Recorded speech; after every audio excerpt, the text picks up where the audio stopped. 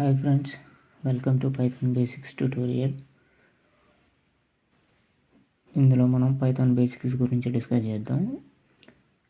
మనం డిస్కస్ చేయబోయే టాపిక్స్ వచ్చేసి Python introduction, variables, data types, operators, control flow and functions. Python introduction వచ్చేసి Python is a high level interpreted and general purpose programming language. అసలు programming language అంటే ఏంటో తెలియాలంటే మనకు ముందు కంప్యూటర్ అంటే ఏంటో తెలియాలి. కంప్యూటర్ అంటే ఏంటంటే దాని definition: computer is an electronic device that accepts input, process it according to the specific instructions, provides information as output and stores the data. అంటే ఇక్కడ మనం ఇచ్చే ఇన్పుట్ని తీసుకొని దాన్ని ప్రాసెస్ చేసి మనం ఇచ్చిన ఇన్స్ట్రక్షన్స్ బేస్ చేసుకొని దాన్ని ప్రాసెస్ చేసి అవుట్పుట్ని ప్రొవైడ్ చేసేదాన్ని కంప్యూటర్ అంటాం. అయితే ఇక్కడ మనం ఈ పిక్చర్లో చూస్తున్నట్టు కంప్యూటర్ అంటే మానిటర్, కీబోర్డు ఇదంతా కాదు. కంప్యూటర్ అంటే ఈ సిపియు లోపల మదర్ బోర్డు ఉంటుంది. ఆ మదర్ బోర్డులో ప్రాసెసర్ ఉంటుంది. ఆ ప్రాసెసరే ఈ పనులన్నీ చేసేది, ఈ డెఫినేషన్లో చెప్పిన పనులన్నీ చేసేది. ఆ ప్రాసెసర్నే మనం కంప్యూటర్ అంటాం. ఇక్కడ యాక్సెప్ట్స్ ఇన్పుట్ అన్నాం కదా, ఈ ఇన్పుట్ అనేది యూజర్ కంప్యూటర్ ప్రొవైడ్ చేయడానికి మనం కీబోర్డ్ని లేదా మౌస్ని యూజ్ చేస్తాం. వీటిని ఇన్పుట్ డివైజెస్ అంటారు. ఆ తర్వాత ఆ వచ్చిన అవుట్పుట్ని మనం చూడడానికి మానిటర్ని యూజ్ చేస్తాం. మానిటర్ కానీ ప్రింటర్ కానీ, వీటిని అవుట్పుట్ డివైజెస్ అంటారు. ఈ వచ్చిన దాన్ని మనం స్టోర్ చేయడానికి ఒక డివైస్ని యూజ్ చేస్తాం. ఎయిదర్ హార్డ్ డిస్క్ కానీ, సిడి కానీ, పెన్ డ్రైవ్ కానీ, ఇలాంటి వాటిని స్టోరేజ్ డివైజెస్ అంటారు. ఈ ప్రాసెసర్ లేదా కంప్యూటర్ అనేది కొన్ని థౌజండ్స్ ఆఫ్ ఇన్స్ట్రక్షన్స్ని పర్ సెకండ్కి ప్రాసెస్ చేస్తూ ఉంటుంది. ఈ ప్రాసెసర్స్కి మన లాంగ్వేజ్ అర్థం కాదు. వాడికి అర్థమయ్యేది ఏంటంటే బైనరీ లాంగ్వేజ్, అంటే జీరోస్, వన్స్. అందుకని ప్రోగ్రామింగ్ లాంగ్వేజెస్ అనే కాన్సెప్ట్ వచ్చింది. ఆ జీరోస్ అండ్ వన్స్లో హ్యూమన్స్ కమ్యూనికేట్ అవ్వలేరు కాబట్టి ప్రోగ్రామింగ్ లాంగ్వేజెస్ అనే కాన్సెప్ట్ తీసుకొచ్చారు. ఈ ప్రోగ్రామింగ్ లాంగ్వేజెస్తో మనం మెషిన్తో ఇంటరాక్ట్ అవ్వచ్చు.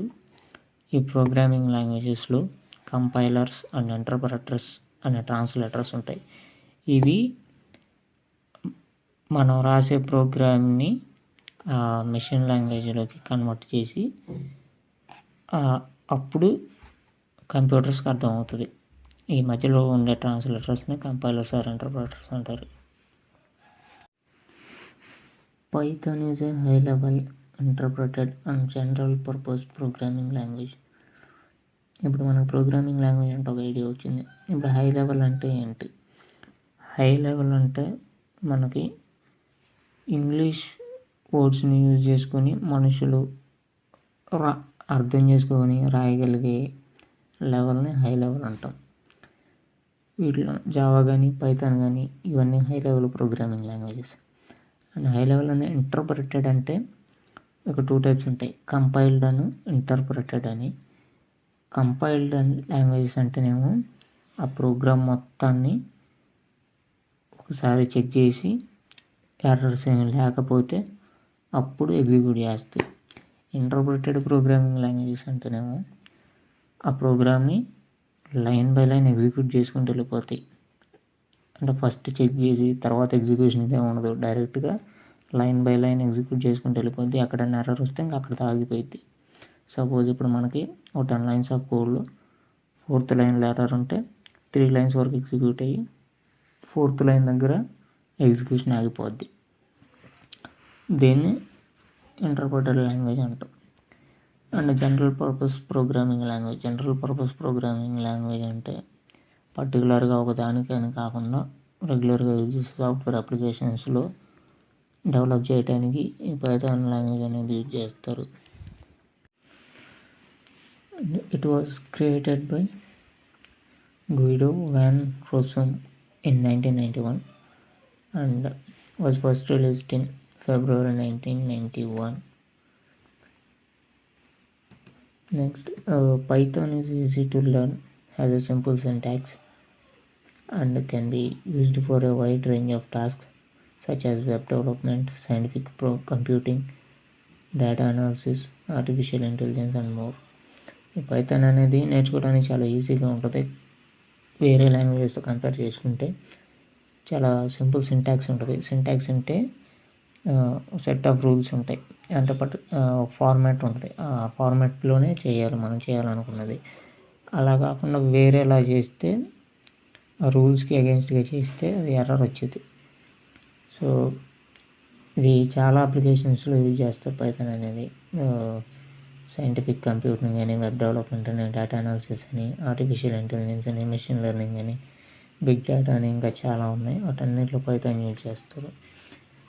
5 साल में robotics, artificial intelligence, digital manufacturing, big data analysis, quantum communication and internet of things. ఇప్పుడు పైథాన్ని ఎలా ఇన్స్టాల్ చేయాలి ల్యాప్టాప్లో అంటే, సింపుల్గా గూగుల్లో పైథాన్ డౌన్లోడ్ అనేది సెర్చ్ చేస్తే మనకు ఒక లింక్ వస్తుంది. ఫస్ట్ లింక్ అది క్లిక్ చేస్తే మనకి పేజ్ ఓపెన్ అవుతుంది. ఇక్కడ డౌన్లోడ్ పైథాన్ అని ఉంది కదా, దీన్ని క్లిక్ చేస్తే డౌన్లోడ్ స్టార్ట్ అయిపోద్ది. నేను ఆల్రెడీ డౌన్లోడ్ చేశాను. మీరు ఆ డౌన్లోడ్ చేసిన ఫైల్ మీద క్లిక్ చేస్తే మీకు ఇలా ఇన్స్టాలేషన్ అడుగుతుంది. నేను ఇప్పుడు ఇన్స్టాల్ చేయట్లేదు, మీరు చేయండి. ఇన్స్టాల్ మీద క్లిక్ చేసి నెక్స్ట్ అని కొట్టుకుంటూ వెళ్ళిపోతే ఇన్స్టాల్ అయిపోద్ది. నెక్స్ట్ మనకి ఒక కోడ్ ఎడిటర్ కావాలి పైథాన్లో కోడ్ రాయడానికి. ఆ కోడ్ ఎడిటర్కి పైచామ్ అనేది యూజ్ చేస్తాం. చాలా ఉన్నాయి కోడ్ ఎడిటర్స్, కాకపోతే చాలామంది పైచామ్ అనే దాన్ని ప్రిఫర్ చేస్తారు. ఈ పైచామ్ అనేది కూడా సింపుల్గా ఇలా డౌన్లోడ్ చేసుకోవచ్చు. మీరు గూగుల్లో పైచామ్ అని సెర్చ్ చేస్తే మీకు ఫస్ట్ లింక్ ఓపెన్ చేస్తే ఇక్కడ 2 వెర్షన్స్ ఉంటాయి, ప్రొఫెషనల్, కమ్యూనిటీ అని. కమ్యూనిటీ అనేది ఓపెన్ సోర్స్, ఎవరైనా డౌన్లోడ్ చేసుకోవచ్చు, యూజ్ చేసుకోవచ్చు. ప్రొఫెషనల్ అనేది ఇది పెయిడ్ వెర్షన్, ఫ్రీ కాదు. కమ్యూనిటీ అనేది free version. Community version download చేసుకోండి. మీకు విండోసా, మ్యాకా, లినక్సా అని మీ ఓఎస్ అదే చూస్ చేసుకొని దాన్ని బట్టి డౌన్లోడ్ చేసుకోండి. డౌన్లోడ్ చేసుకొని ఇన్స్టాల్ చేసుకోండి. ఇన్స్టాల్ చేసుకున్న తర్వాత మీరు పైచామ్లో కోడ్ రాసి ఎగ్జిక్యూట్ చేసుకోవచ్చు. ఇదంతా కష్టం అనిపిస్తే మీరు డైరెక్ట్గా ఆన్లైన్లోనే రాసుకోవచ్చు. పైథాన్ ఆన్లైన్ కంపైలర్స్ అని సెర్చ్ చేస్తే మీకు ఓ లిస్ట్ వస్తుంది. అట్లా ఏదో ఒక వెబ్సైట్ ఓపెన్ చేసుకోండి. పైథాన్ అనే కాదు, ఏ లాంగ్వేజ్లో అయినా ఇలా చేసుకోవచ్చు. నేను ఫస్ట్ లింక్ ఓపెన్ చేస్తున్నాను. ఫస్ట్ లింక్ ఓపెన్ చేస్తే మీకు అది ఆన్లైన్లో ఎగ్జిక్యూట్ చేసుకోవడానికి ఓపెన్ అవుతుంది. ఇలా ఓపెన్ అయిన తర్వాత ఈ లెఫ్ట్ సైడ్లో మనం కోడ్ అనేది రాస్తాం. రైట్ సైడ్లో ఆ కోడ్ ఎగ్జిక్యూట్ చేసిన తర్వాత వచ్చే అవుట్పుట్ మనకి రైట్ సైడ్ స్క్రీన్లో కనిపిస్తుంది. అయితే ఇక్కడ మనం ప్రింట్ అనే కీవర్డ్ ఆర్ ఫంక్షన్ యూజ్ చేస్తాం. మనం ఏదైనా అవుట్పుట్ స్క్రీన్లో డిస్ప్లే చేయాలనుకుంటే దాన్ని మనం ప్రింట్ లోపల రాయాలి. నెక్స్ట్ సో మీరు లోపల 2+2 అని ఇచ్చాను. 2+2 అనేది 4 కాబట్టి 4 మనకి డిస్ప్లే అయింది. ఇలా మీరు మ్యాథమెటికల్ ఆపరేషన్స్ కూడా పర్ఫామ్ చేసుకోవచ్చు. నెక్స్ట్ ఇక్కడ మనం ఈ ప్రింట్ అనే దాని లోపల కోడ్స్ మధ్యలో ఏదైతే ఇస్తామో అది యాజ్ ఇట్ ఈజ్గా అవుట్పుట్లో కనిపిస్తుంది మనకి.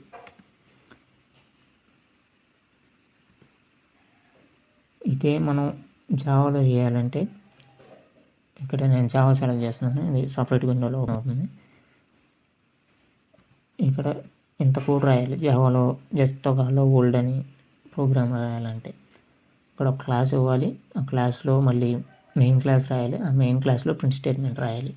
system.out.println అని రాసి మనం అక్కడ జస్ట్ ప్రింట్ అని రాస్తే సరిపోద్ది, కానీ ఇక్కడ ఇదంతా రాయాలి. సేమ్ ఇక్కడ లోపల system.out.println లోపల మనం అక్కడ ప్రింట్ లోపల ఏదైతే పర్ఫామ్ చేసామో ఇక్కడ కూడా సేమ్ హలో వరల్డ్ అని ఇస్తే హలో వరల్డ్ అక్కడ మనం ఏదైతే టెక్స్ట్ పెడతామో ఆ టెక్స్ట్ యాజ్ ఇట్ ఈస్గా డిస్ప్లే అవుతుంది. కొటేషన్స్లో ఉంటే యాజ్ ఇట్ ఈస్గా డిస్ప్లే అవుతుంది. కొటేషన్స్ లేకపోతే దాని వాల్యూ డిస్ప్లే అవుతుంది. సపోజ్ మీరు 2+2 అని ఇస్తే 4 అవుతుంది. మీరు కొటేషన్స్లో 2+2 అని ఇస్తే అవుట్పుట్లో 2+2 అనే ప్రింట్ అవుతుంది. మీరు కొటేషన్స్ లేకుండా 2+2 అని ఇస్తే అవుట్పుట్లో 4 అని ప్రింట్ అవుతుంది. అంటే కొటేషన్స్ ఉంటే యాజ్ ఇట్ ఈస్గా అవుట్పుట్లో డిస్ప్లే అవుతుంది.